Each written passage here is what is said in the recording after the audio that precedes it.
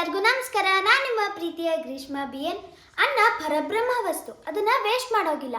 ನೆನ್ನೆ ಉಳಿದಿದ್ದನ್ನ ಎಷ್ಟೊಂದು ಜನ ಎಸಿತಾರೆ, ಹಾಗೆ ಮಾಡಬೇಡಿ. ಅದರಲ್ಲಿ ಒಂದು ರೆಸಿಪಿ ಮಾಡ್ಬೋದು. ಅದು ಏನು ಅಂತ ನೋಡ್ಬೇಕಾ? ಹಾಗಾದ್ರೆ ಬನ್ನಿ ನೋಡೋಣ. 8 ರಿಂದ 10 ಬೆಳ್ಳುಳ್ಳಿ ಬೇಳೆನ ಹಾಕೊಳ್ಳೋಣ. 1 ಸ್ಪೂನಷ್ಟು ಉಪ್ಪನ್ನ ಹಾಕೊಳ್ಳೋಣ. 1 ಟೀ ಸ್ಪೂನಷ್ಟು ಜೀರಿಗೆನ ಹಾಕೊಳ್ಳೋಣ. ಹಾಗೂ 1 ಸ್ಪೂನಷ್ಟು ಖಾರದ ಪುಡಿನ ಹಾಕೊಳ್ಳೋಣ.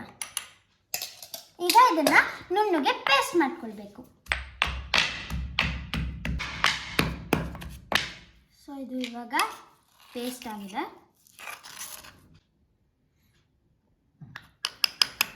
ಈಗ ನೋಡಿ, ಇದು ಪೇಸ್ಟ್ ಆಗಿದೆ. ಇದನ್ನ ನೆಕ್ಸ್ಟ್ ಏನು ಮಾಡಬೇಕು ಅಂತ ತೋರಿಸ್ತೀನಿ, ಬನ್ನಿ. ಪ್ರೋಸೆಸ್ ಮಾಡಬೇಕಂದ್ರೆ ನಾವು ಫಸ್ಟು ಒಲೆ ಹಚ್ಕೊಳ್ಬೇಕು. ಅದಾದಮೇಲೆ ಬಾಂಡಿ ಇಟ್ಕೊಳ್ಬೇಕು. ಇವಾಗ ನಾನು ಎಣ್ಣೆ ಹಾಕ್ಕೊಳ್ತಾ ಇದ್ದೀನಿ.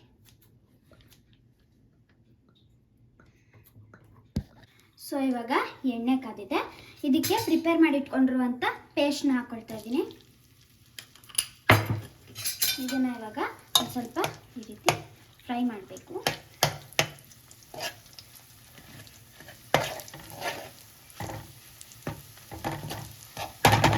ಫ್ಲೇಮ್ನ ಸಣ್ಣನೇ ಇಟ್ಕೊಳ್ಳಿ, ಇಲ್ಲಾಂದರೆ ಖಾರದ ಪುಡಿ ಹಾಕಿರೋದ್ರಿಂದ ಸೀದ್ ಹೋಗ್ಬಿಡುತ್ತೆ. ಇದು ಇವಾಗ ಎಣ್ಣೆ ಜೊತೆ ಕ್ಲೀನಾಗಿ ಬೆರೆತ್ಕೊಂಡಿದೆ, ಗಮ್ ಅಂತ ಇದೆ.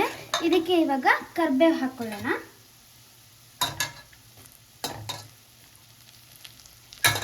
ಇವಾಗ ಮತ್ತೆ ಒಂಚೂರು ಕೈ ಹಟ್ಕೊಳ್ಬೇಕು.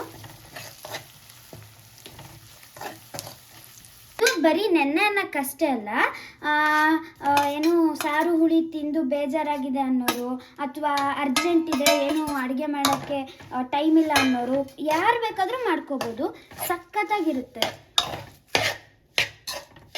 ಇದನ್ನು ಬೇಗ ಮಾಡ್ಬೋದು. ನೀವು ಕೂಡ ಮಾಡಿಕೊಂಡು ತಿನ್ನಿ, ಸಖತ್ತಾಗಿರುತ್ತೆ. ಹಾಗೆ ಕಮೆಂಟ್ ಸೆಕ್ಷನಲ್ಲಿ ಹೇಗಿತ್ತು ಅಂತ ಕಮೆಂಟ್ ಮಾಡೋದು ಮಾತ್ರ ಮರಿಬೇಡಿ.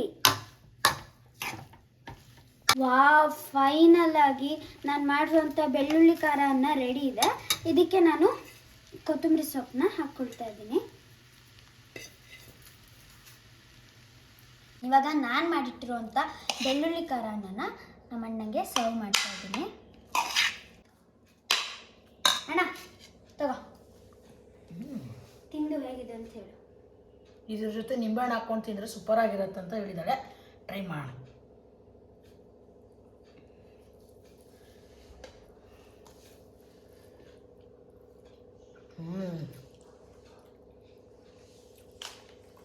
ಈರುಳ್ಳಿ ತಿನ್ಬೇಕು ಅವ್ರ ಜೊತೆ.